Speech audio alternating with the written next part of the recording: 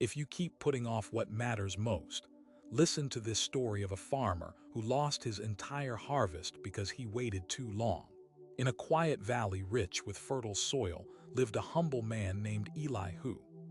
Eli lived at the edge of a vast green plain where the earth stretched wide under endless blue skies. The scent of tilled soil mixed with wildflowers and fresh rain filled the air, a reminder of the land's promise each season. Each morning, Eli rose with the rooster's cry, his hands rough and calloused from years of planting and harvesting.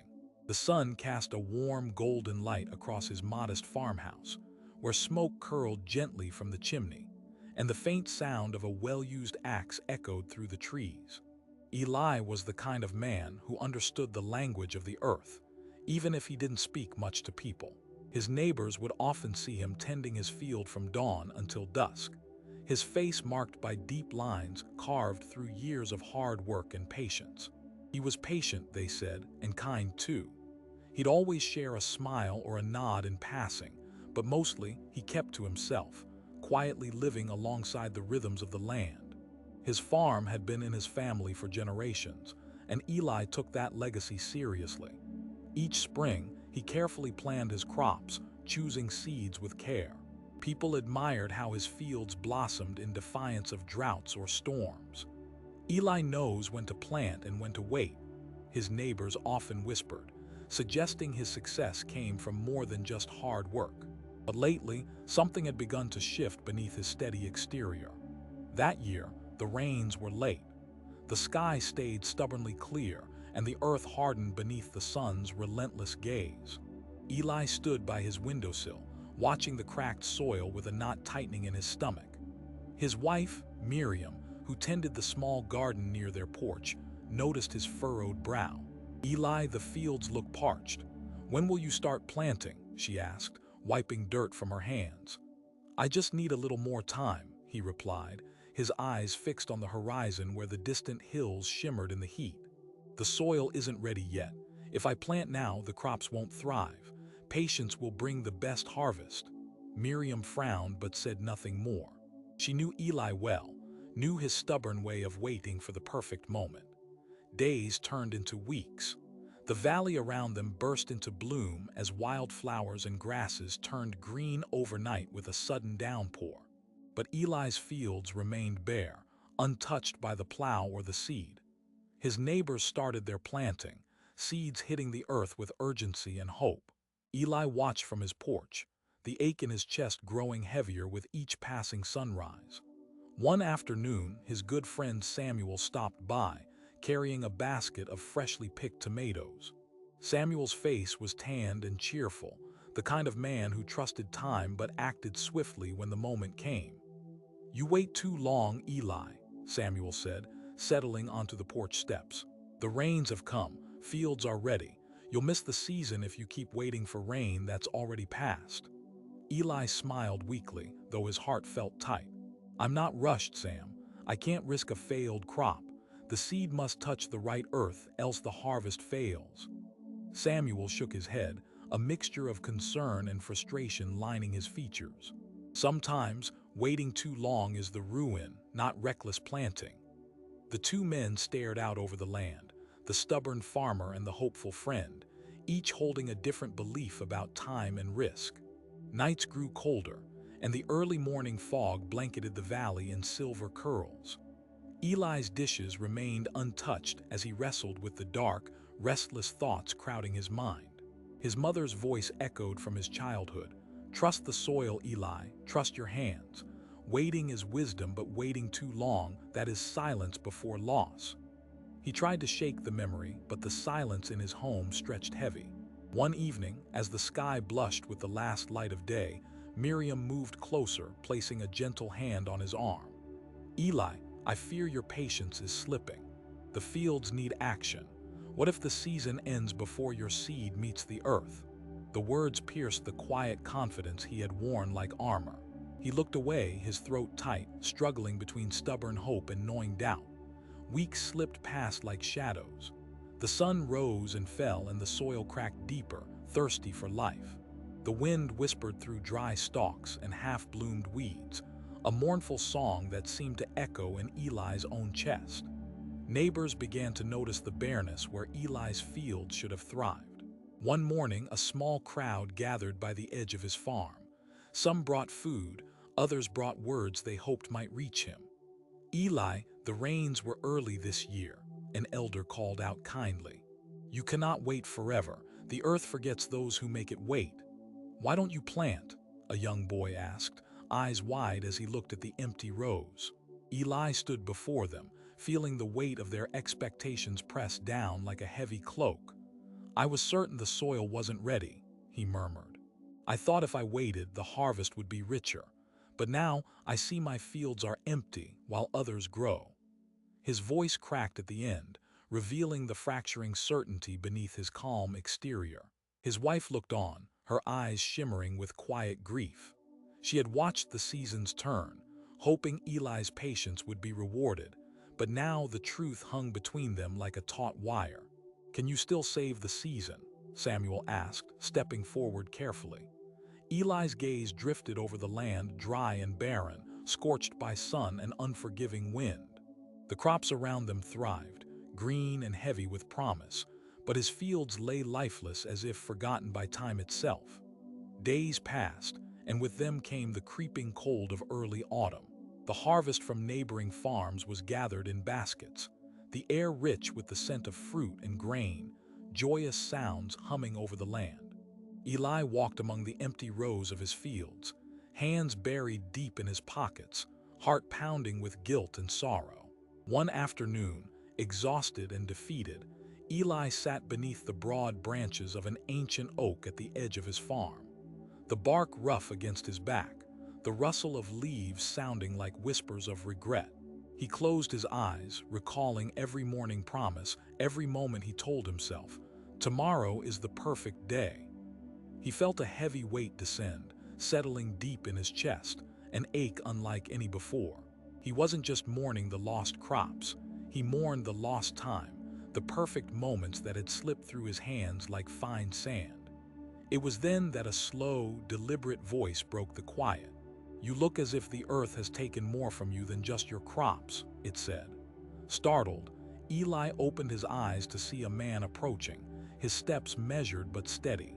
The stranger's face was weathered, eyes sharp yet gentle, and in his posture was the calm of one who knew the land well. "I am Joran," the man said, settling beside Eli under the tree. "I have walked these fields longer than most. I see a farmer who trusted patience but lost its balance." Eli raised his head, a flicker of hope amidst the heavy despair. "I waited," Eli confessed, "because I thought the right moment would bring the best harvest. But the moment passed and my fields remain empty." Joran nodded slowly. "Waiting can be a farmer's friend or a thief in disguise," he said softly. "Tell me, Eli, why did you wait so long?" The old farmer frowned, words gathering hesitantly. "Because the soil seemed hard, the skies too clear. I couldn't risk failures. I told myself I would plant when all was perfect." Joran looked out toward the barren rows, then back to Eli's worn hands. "Perfection is a mirage, Eli. The earth does not wait for us. It offers seasons, messy and unpredictable.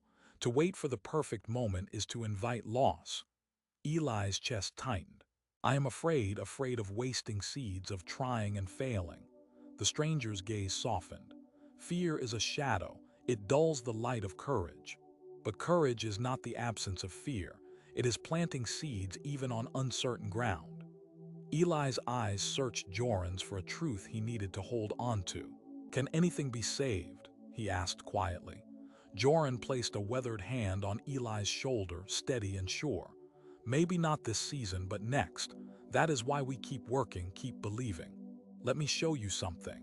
He stood, brushing dust from his worn clothes, and beckoned Eli to rise. "The land is patient, but it remembers every choice we make. Come with me." As the sun dipped low behind the hills, casting long shadows across the valley, Eli followed Joran with a mix of hope and uncertainty. The farmer's heart trembled with the weight of what had been lost and the fragile promise of what might still come. Joran stopped near an old barn, weather-beaten and quiet. "The old ways still speak truths," he said, his voice firm but kind. "But first I must understand your story. Tell me all that you felt, all that you feared, all that you resisted." Eli hesitated, then spoke. "I was waiting, and in waiting I lost everything." Joran smiled faintly, eyes gleaming with the mystery of things yet to unfold. And then he began to tell a story that would change everything. And then he began to tell a story that would change everything. "Once long ago," Joran said quietly, "there was a river that carved its way through a mountain. At first, the river was small, trickling feebly over pebbles and dirt. It wasn't swift or grand, just a humble flow, barely noticed by the great stones around it. Every day, the river would press forward, but slowly. The mountain was tall and mighty, and the river seemed insignificant in its shadow.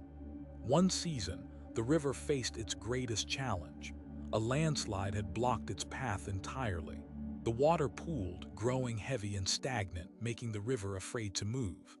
If I try to break through now, the river thought, I might flood and ruin the land below, or worse, I might dry up altogether. So the river waited. Through many moons, it lingered behind the earth's blockade, watching other streams rush past, carving paths and shaping the land. The river's fear grew louder than its flow. What if I wait too long? The river wondered. But what if I act too soon and lose everything? Seasons changed. Rain came and went, and still the river stayed silent.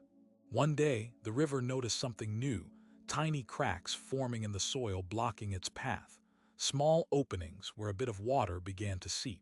Gathering its courage, the river pushed forward, not with wild force but persistent drops that slipped into the cracks, widening them day by day. At first, the progress was barely visible, but over time, the water cut deeper. The river learned to move with patience but with steady action, never rushing but never stopping. Eventually, the blockade gave way and the river burst through, flowing with new strength and carving a wider path than before. It had faced fear, waited wisely, but acted before it was too late. And from that day on, the river realized that time waits for no one, and neither should the journey of the soul. Eli listened intently, the story painting pictures in his mind as the sun's dying light filtered through the leaves. Joran's voice, steady and calm, filled the silence. "Do you see it now?" Joran asked, turning to Eli. "You were like that river, my friend. Patience is vital, but waiting without reaching, waiting without acting, that is the thief of time. Courage is not rushing. It is persistent, steady movement forward, even when the path is uncertain." Eli's eyes glistened with tears, a aching swell of understanding blossoming within him. He nodded slowly, voice trembling. "I understand now. Waiting alone is not the answer. I must trust my hands and the soil, but also my will to act." Joran smiled, placing a hand over Eli's weathered one. "Good, then tomorrow plant what you can. Not everything needs to be perfect. Good enough is a beginning." The old farmer felt an unexpected lightness, as if a burden had shifted from his shoulders, leaving space for hope. "Thank you, Joran. I thought I was waiting for life, but I was just delaying it." "Now you know," Joran said, rising. "Tomorrow is yours to claim." The next morning, dawn painted the sky with soft rose and gold.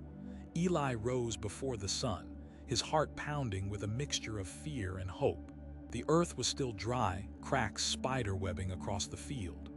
But instead of waiting anymore, he took up his plow and began to work the soil, breaking it, turning it gently in a rhythm he knew well. His hands trembled as he scattered seeds, small, humble grains that had once seemed too precious to risk. As he pressed them into the earth, he whispered a quiet promise. "Grow even if imperfect. Grow because I chose to act." For days, Eli watered what little he could draw from the well, caring for his field with a patience born from regret but tempered by determination. At first, nothing seemed to change. The sun beat down relentlessly, and the soil seemed too hard to soften. Doubt crept back, whispering cold lies that told him he'd ruined everything. His neighbors passed by, some skeptical, some silently wishing him luck. But Eli persevered. Weeks turned into a full month. Then, faint green shoots dared to push through the cracked earth.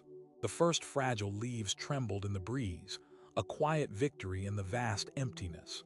His heart soared, but he did not let himself rejoice fully. There was much still to do, much still to learn. Yet day by day the plants grew stronger. Eli's touch was steady, his spirit renewed with each small sign of life. He learned that the season would never be perfect, but life, real life, comes from imperfect action, from planting seeds even when fear is loud. His wife Miriam smiled with quiet pride, her eyes reflecting the soft green of the sprouts. Samuel came by often, bringing encouragement and advice. You see, Eli, the earth always rewards those who move, even in doubt. Waiting is wisdom, but acting is bravery.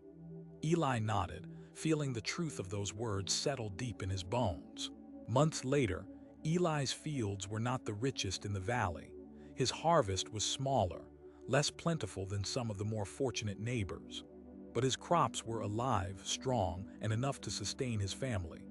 More than that, Eli himself had changed. He no longer saw patience as stillness or inaction.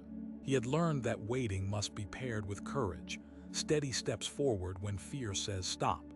He had learned to trust the imperfect season, the uncertain rain, and most of all, his own hands and heart.